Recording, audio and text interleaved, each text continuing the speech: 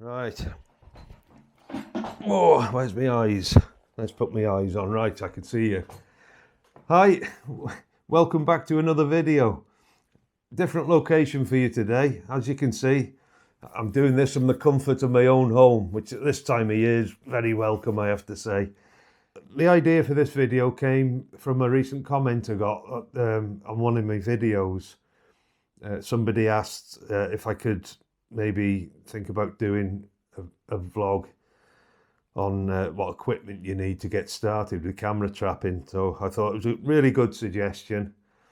So I thought we'll give it a go today. Just run through it all and show you a basic, very basic setup. We'll go from the cheapest sort of setup through to a slightly more expensive setup. Before we get into the nitty gritty of the equipment, I'd just like to say a great big thank you to Simon Eardley. A good few of you will probably have seen the little collaboration video we did recently. Simon kindly invited me up to his fabulous new home in the middle of Wales, in the hills up there, and we did a collaboration on camera trapping. It was great fun to do. I won't give you any spoilers for those of you who haven't seen it. What I'll do, I'll put a link below in the description over to Simon's channel, and you can go over there and watch it. And while you're over there, Simon's just shy of 20,000 subscribers, and he's aiming to get to 20,000 by the end of the year. So, you know, if you've got 20,000 subscribers, you're doing an awful lot of things right. And while you're over there, hit the subscribe button for him and see if we can get him over 20,000 subscribers by the end of the year, which would be great. Right, as a direct result of that video I did with Simon, I've been very lucky in that I've had a fresh wave of subscribers to my own channel, and I'm extremely grateful for them. And for all of you who have recently subscribed, I'd like to say a great big thank you. And welcome to the channel. I hope you enjoy the content and you get plenty from it. And to all you subscribers who've been with me for a bit longer, who've been subscribed to the channel for a bit longer, thank you for staying with me as well. It's very much appreciated. It really is. Right, equipment. What equipment do you need to get started with camera trapping? Well, the most basic setup you can get is to go hardwired. Now, I'll explain the equipment in the order that the sequence works, if you like. It starts at one end, it's like a daisy chain, it goes through right to the flashes at the other end, but it all happens in a split second. But maybe to make it a little easier to understand, we'll start at the business end. This is the first thing that detects movement from the animals, from your subject. It's a PAR sensor. There are other sensors out there. Just before we go any further, I'd just like to say all the equipment that I use here, I've got no affiliations with anybody. All the equipment I use I bought from my own pocket. So what I've got here is a Camtraptions V3 PAR sensor. It works in a similar way to your security lights outside your house and burglar alarms and things like that, in that it picks up a signal and it sends a fire command to the camera to trigger the camera. So to go hardwired, the first thing you need to do, now this sensor, it's a version 3. There is a version 2 which you can only use hardwired, but it's only about another £10 or so to get the version 3, which allows you to go wireless as well. So if you're spending the money that it'll cost to get you one of these, I'd recommend you get the version 3. So anyway, there's a little tiny plug under here. As much as I love this sensor, it's a fabulous piece of equipment. I do wish contraptions had come up with a little bit better idea, and this plug is just crying out to be lost. It'd be nice if they could come up with some sort of a rubber cap over the end there, but hey-oh. Anyway, what you'll need to connect your PIR sensor to your camera is a camera connecting cable. It's got a little 2.5 jack, the one end, which goes into your PIR sensor, and you've got the connector, the other end, which goes into your camera. Now, it depends on which model of camera you'll be using. If you go onto the Camtraption's website, onto the camera connecting cables page, it gives you a list there of all the different types of connecting cables, and it'll show you which one you'll need for the model of camera you've got. Now, one requirement of a camera for camera trapping, the camera I use, it's an old DSLR, it's a Nikon D5200, which is an entry-level camera it's got a fabulous 24 megapixel sensor on it, a crop sensor. But one requirement you will need is, I don't know if you can see it there, it's got a little external, it's a remote camera, remote trigger port. It's what you used to plug in. It's like a manual way of plugging in a remote trigger release. You'll need one of them, and then you can simply plug your camera connecting cable from your PIR sensor directly into your camera. Right, now as a setup, if you're just going for stuff in the daytime, you're good to go. All we'll do, we'll switch the sensor on, and there's a little light on the front which tells you the status of your batteries, how well charged they are. It takes about 8 seconds to calibrate itself. Now, as far as daytime photography, camera trapping goes, you're good to go. That's all you need is your PIR sensor, your camera, and a little connecting cable between the two. And that will fire your camera for you, but you'll have no flash. Now, requirement, I'll just turn that off, otherwise it's going to be firing all the time. The requirements for your camera, as I alluded to before, you'll need that remote camera port, remote release port on the side there. The lens, just a kit lens, will serve you absolutely fine the first year or two. Mind you, this is a kit lens which I still use on a regular basis. The quality from kit lenses are plenty good enough, especially if you're using flash as well. You get fabulous images. You can use old manual focus lenses from the film days even. As long as your camera is compatible with manual focus lenses, then if you're not sure about whether it's all compatible and whether it's got a remote port on it, just have a look in your camera's manual, and it should tell you there. To get a flash to fire from your camera, you're going to need one of these. It's a hot shoe PC sync adapter. There's different types for different models. This just slots into the hot shoe of your camera, and then what you'll need is a PC sync cable. It's just a standard PC sync cable. You can get shorter ones than this. This one's about 5 meters. You can get shorter versions of it, and that just simply fits into the port on the front of the adapter, the hot shoe adapter, and then the other end,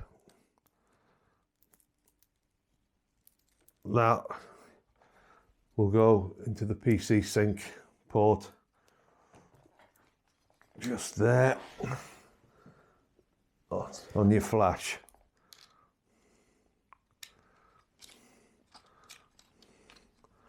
And I'll switch the flash on. The flash is already switched on, which is good. with that connected, you've now got a connection from your PIR sensor through the cable to the camera to fire the camera, and then through the hot tube of your flash, the PC sync cable directly to your flash. So you've got one connection right the way through the whole system. So if we just trigger the PIR sensor, you can see, I don't know if it's the flash is picking up on the video, depending on the frame rate of the video. Sometimes it doesn't always pick it up, but I can assure you that it did fire. So that's your hardwired setup. Now for flashes, I always use old Nikon flashes. Sorry, I'll just move that away so we're not continually triggering it. What I use is old Nikon flashes. This is the SB28, which seems to be the favourite amongst camera trappers. I'm not exactly sure why it is the favourite, because I use SB24, SB25. There is an SB26, which I'm assuming will probably work. There's the SB28, and I use the SB80DX as well. And what they all have in common is the ability to go to sleep. They got the shutdown, they go into a sleep mode, where the capacitor is full of charge, but the flash itself goes into a sleep mode, and it's ready to fire instantly. Soon as the PIR sensor gets triggered, it wakes instantly and fires instantly. It hasn't got to fill the capacitor up with charge. It's already stored in there while it's in its sleep mode, which they're brilliant. I'm not sure of other flashes. I've never used other flashes, only Nikon. I know Camtraptions do their own flash, a dedicated camera trapping flash, but I think that needs to be left permanently switched on. It hasn't got a sleep mode on it, which is very, it'll drain your battery very quickly. It's all right for an overnight setup, or maybe a couple of nights. I'm not sure how long they really last. But you can buy extended battery packs for them. But again, you're getting into more equipment. But it's the Nikon flashes of what I've always used, and I can thoroughly recommend them. They work really well. They're very reliable. Right, that's the hardwired setup. Another way to get it all to fire is by going wireless. Now, wireless involves, it's got its advantages. The disadvantages with the wired setup is having all this out in nature. It's just begging to be destroyed and damaged. I've had numerous cables chewed through. Those of you who've followed my channel for any length of time, you'll have seen on a few videos I've had cables chewed through by sheep and by squirrels and mice. And that is why I always tend to go for the wireless option. It's just a lot neater. You do need a lot more equipment. It's more equipment to buy again, which is a negative, I suppose. But that's the option I usually choose. Right, so let's go wireless. I'll take all this wired stuff away. Oh, one other thing. If you are going down the wired route and you want to use more than one flash, you can get these splitter cables, which fits into the hot shoe adapter, and it allows you to run 2 flashes. You'll need an extra PC sync cable as well, and an extra flash, of course. But that allows you, I think you can get them, the splitters, you can get two cables, you can get 3 or 4 cables as well. So you can run multiple flashes off hardwired to the same unit. So, right, that's wired, hardwired. Let's have a look at wireless. Right, what other equipment will you need? You'll still need your camera connecting cable, but rather than going directly into the PIR sensor, what will happen with that now is you'll need a receiver. I use the Camtraptions receivers, and the camera connecting cable just simply clips in straight into the receiver, and then the other end goes directly into your camera. Right, now these do need their own batteries. They take AAAs as standard, but you can get these battery extending kits, again from the Camtraptions website, and they simply plug into the side. I run mine off AA's. Sorry, the camera's going off again.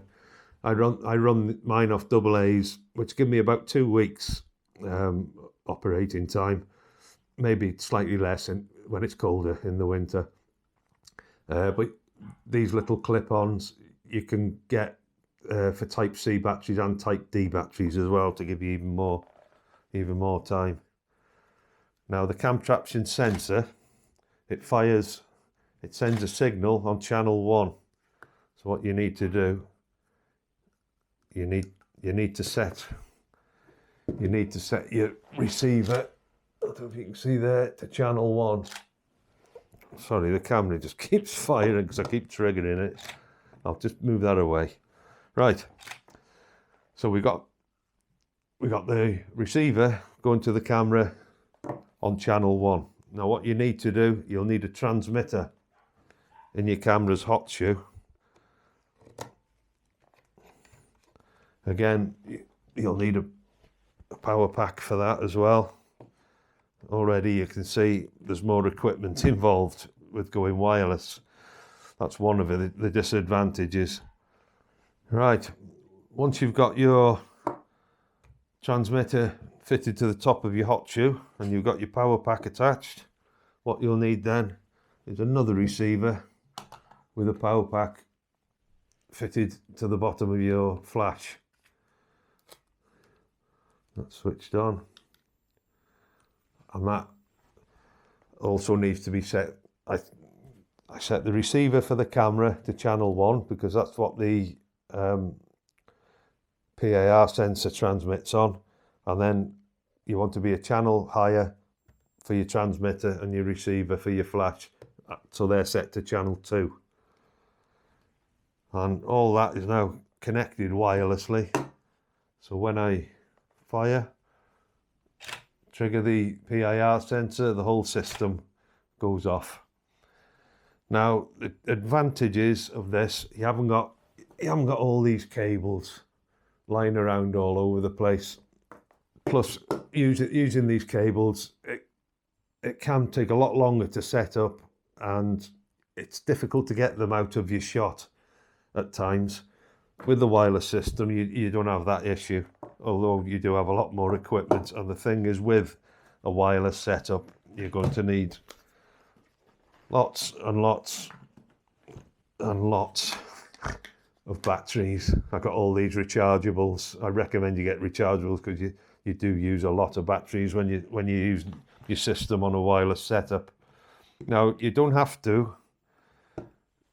You don't need necessarily to buy the Camtraptions transmitter and receiver for your flash. Some of you may have. I've got some old young Noah ones lying around from years ago. I've just soldered a little piece of a little adapter onto there to put a power pack on. But you can pick these cheapest chips up on sites like eBay. And the beauty of these is the transmitters and receivers in one, so it doesn't matter if you can use one or the other. You put one in the hot shoe of your camera, one underneath your flash, and they will fire. You do, however, need to use the Camtraptions receiver for connecting your camera to the PIR sensor, because they are compatible with each other. And that's about it. Yeah, there you go. I have set this to fire up to give 2 activations, 2 shots per activation. The PIR sensor is infinitely programmable, far more complex than I'll ever need. There's so many settings you can go into. I've just got a bog standard setting, which I may go into on another video. That'll be for another time, but if you're thinking of giving camera trapping a try, I could thoroughly recommend it. But I will warn you, when you do start getting results, it can be very, very addictive. You don't want to leave it alone once you've started doing it. It's really good. As regards waterproofing your equipment, if you're planning to go into it properly, you can make yourself a housing if you're a little bit handy at DIY, or you can buy custom built, ready-made housings, camera housings. There's flash housings, which I made myself from food containers. They don't need to be anything fancy. You don't even need a tripod mount on them really. You can just use a cinch strap them to a nearby tree, and you're good to go. These are food containers which I've used, and they just offer the flash a lot more protection. But if you are only doing it temporary, it's perfectly fine. If you're only putting it out for a couple of nights, you can wrap your camera put a bin bag or a carrier bag over it, poke a hole through, and just tape it to your lens hood and cinch it tight underneath. That'll keep the weather out. And for your flashes, this is what I used for the first few years of my camera trapping, was simply a food bag, and it worked really, really well. That just slips over the top. Get the ones with the handles on, food bags with the handles. Oops. You can put your battery pack up inside as well. Pull them tight underneath, and then that'll offer you decent protection from any weather. And like I say, I used them for 2 or 3 years, and it works really well. But so that's it. Get out there and give it a go. If you've not quite made your mind up, I can thoroughly recommend giving it a go. I've had some of my best wildlife images ever, by a long way really, even 1 or 2 award winners, and it's just a fantastic way of getting a different perspective on your wildlife photography than from the conventional long lens stuff. You can get some very unique images which add a lot to the variety in your portfolio of wildlife images. So get out there and give it a go. I can thoroughly recommend it. Okay, so that's about it from this video. Thanks for sticking with me till the end. Hit the thumbs up and the subscribe if you'd be so good. And hopefully I'll catch you on the next video. See you soon. Ta-ra.